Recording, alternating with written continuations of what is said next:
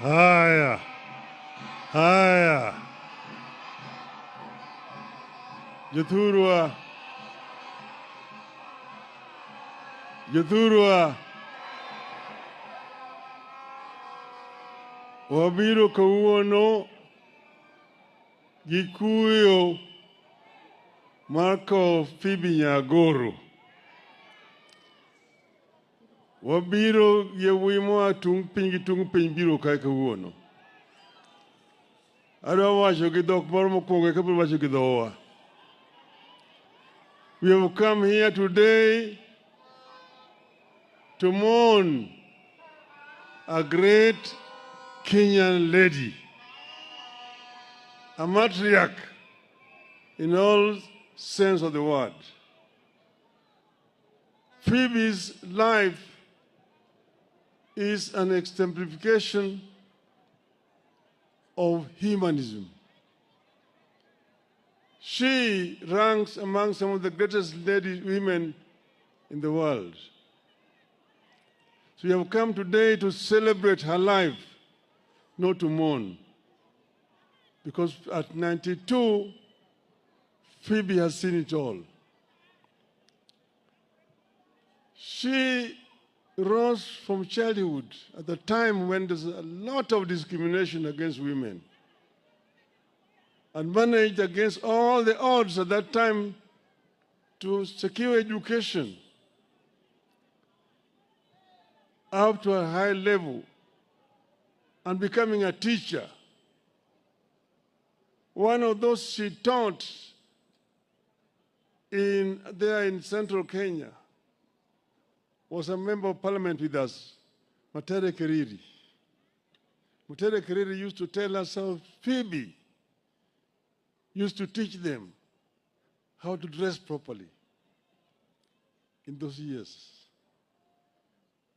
She then became the first African woman to become a leader of maendeleo ya wanawake against white women. And when independence came, she was working with the prison department. Jaramogi, as Minister for Home Affairs, was in charge of prisons, made her a superintendent of prisons, became a senior superintendent of prisons. And in that capacity, she helped to develop the Langata Women Prison to create conditions of humanity in the prisons there. And then she worked with children after that. She worked with children and promoted the development of children, orphans, children which were disabled, and so on. That is another contribution that Phoebe made. And then she became a politician. And as you have been told, if you go into the Hansard, you will see Phoebe's contribution in Parliament. When she stood to talk in Parliament about women's rights,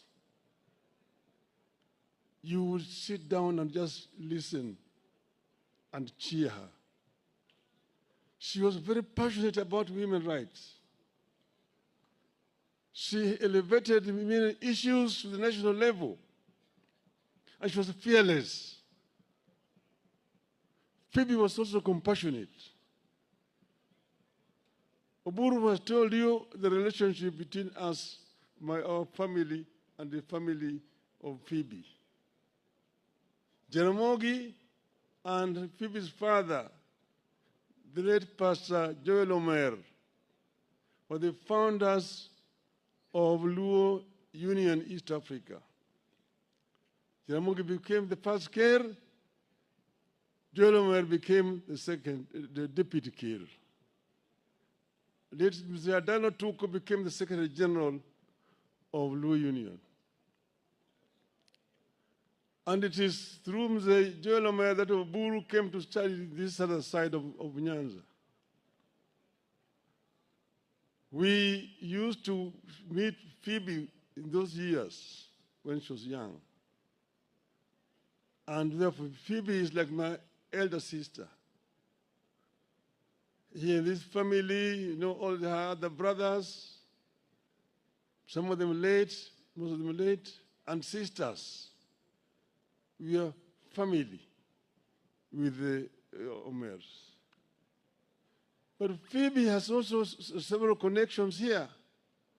Her grandmother came from another clan of Karachuonyo. She herself lived in another clan of Karachuonyo. Then she's married to another clan of Karachuonyo. That's why when she decided to come into politics, she was unbeatable in Karachuonyo. She stood against Okikamayo and won. Amayo appealed, and there was a by-election here in Karachuonyo. We came to Karachuonyo here with Orengo Jimmy here. Kajiwad Gadongo. Asoko Jaka John. Here, Phoebe's symbol was the house.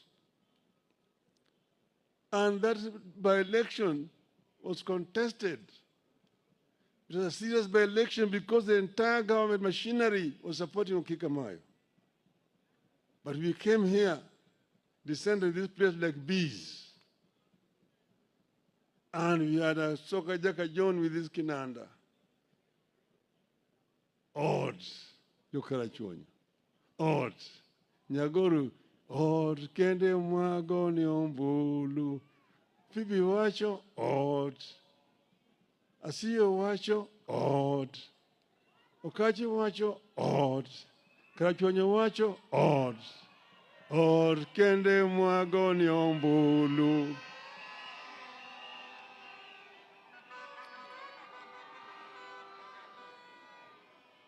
She was re-elected resoundingly. And after this momentum that we had gathered here in Karachuonyo, we descended into Ugenya. There was another by-election in Ugenya. And that by-election again, we put Orengo Simba. And Simba also won against another minister, Matthew Sugutu. Then we moved up to central Kenya at that time. We had created a wave at that time, which was very powerful. Phoebe did not let us down when she went to Parliament. She went to Parliament and continued to fight for the rights of Kenyans that we had all been talking about. Later on, we would join with Phoebe in 1992 in Ford, Kenya. And she became a member of Parliament for Karachuonyo once again. And we were there together up to 1997. Jaramogi died when we were together with Phoebe. And Phoebe was one of the people who actually held my hand at that time and asked me to forget what had happened and to move on. She was one of the people who consoled me at that very difficult time. So that's why I'm so happy today that the government of President Ruto has accepted to give Phoebe this kind of burial that she richly deserves. As a hero. As a hero. And Mr. President, I want you to follow it up by dedicating a monument in Nairobi in honor of Madam Phoebe Asiyo Nyaguru. Because Phoebe deserves it. Phoebe has done what many people have not been able to do. And that's why we are all here today. I want to say now, we are here as Kenyans today. We know where we are coming from. We were in a very serious situation sometime last year. Everybody knows where we were. There was a possibility of Kenya degenerating into a failed state like Somalia, like Sudan today. People who do not understand history talk very easily. But ask them, tell them what happened in Libya, what happened in Egypt after the Arab Spring. What happened? Where was the terrorist square crowd not able to move in and take the government and form a government? Where do you have a military regime in Egypt today after the Arab Spring? Even Tunisia.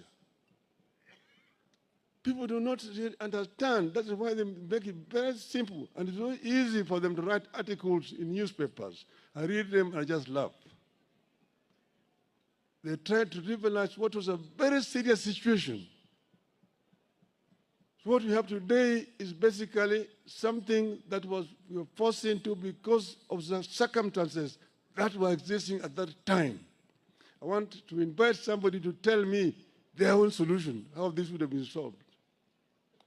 We sacrificed so that there could be peace in this country. And that's the reason why we are here today. I do not regret what we did. We did it in the best interest of our country, and Kenya must move forward. But we have continued to say that we need to improve our governance structure. Issues of human rights must be respected. We must ensure that people live well. We must ensure that our people have food, that our people have shelter, that our people have work, that our people, when they are sick, they can be treated, that our children will go to school. This is very, very important to us. This is very important indeed. And that the cost of living need to be brought down. And that it must be rule of law. That the security forces are there to protect the people. The police are servants of the people, not masters. The police need to be civil to the population. If you have committed an offense, arrest me. Take me to prison, to take me to court, and let the court find me guilty and imprison me. But do not use your own weapon to assassinate me. Don't shoot me. Don't shoot to kill. Don't shoot to kill. Don't shoot to maim. Arrest and charge in a court of law. That's what is called rule of law. And we have sat together and reviewed the MOU that we signed last year, this year. And we have now put together a framework to ensure that the MOU is implemented to the letter. This is going to happen.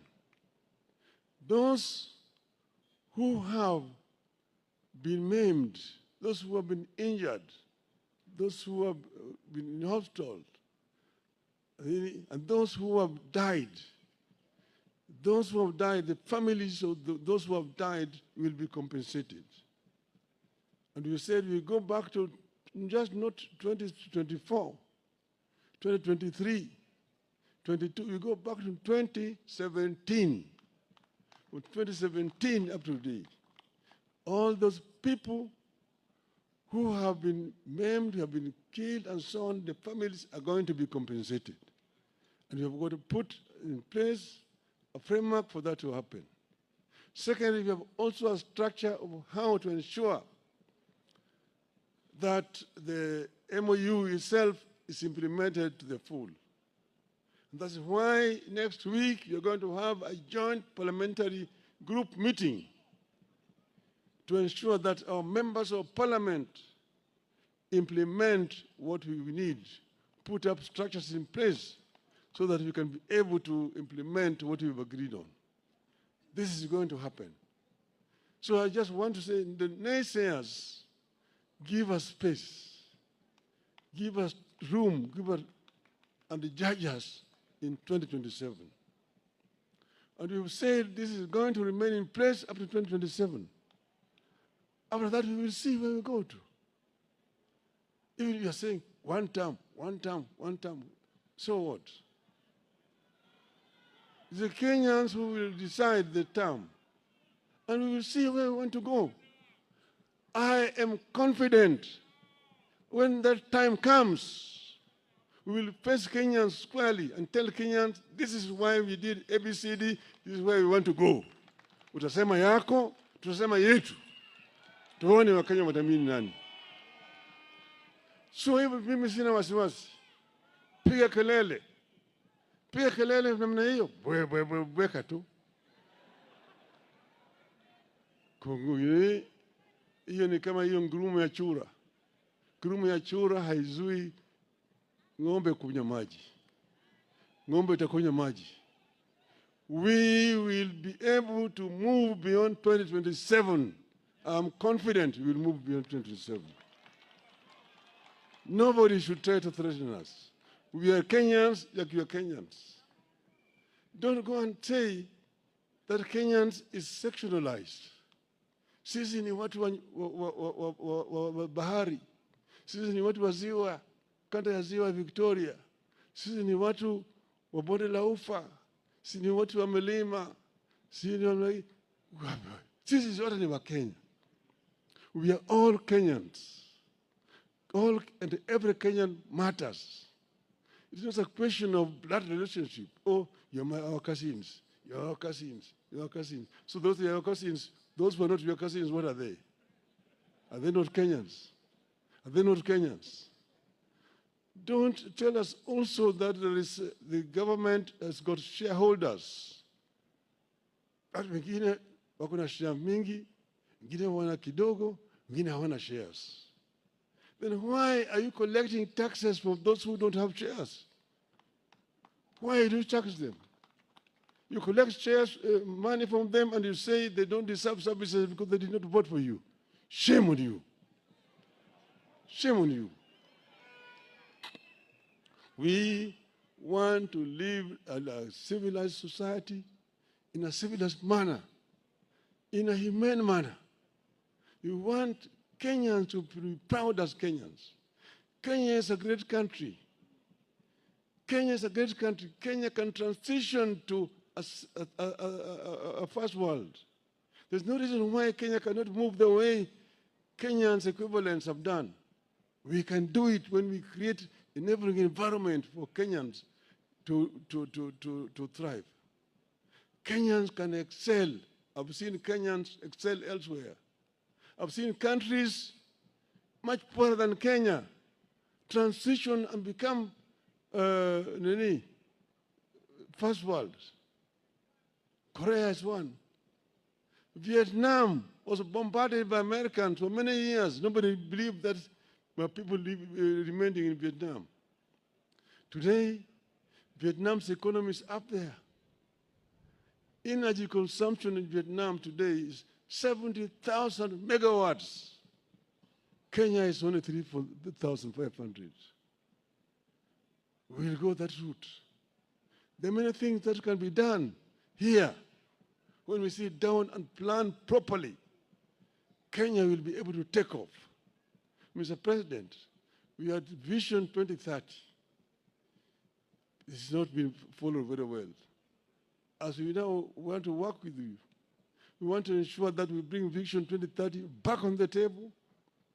We also revive the NESC, National Economic and Social Council, so that all those flagship projects that we coined during that time can be revived and make sure that they're all moving together, going in the right direction. This will help us as a country. So I'm saying this as just a Kenyan patriot who is thinking about Kenya. Kenya number one, Kenya number two, Kenya number three. This is where we are. At this juncture now, I also want to congratulate Harambee Stars for making us proud twice, making us proud. Harambee Stars are showing what other Kenyans do not know exists. And this is the spirit that we want to continue to hail. So Jothurwa,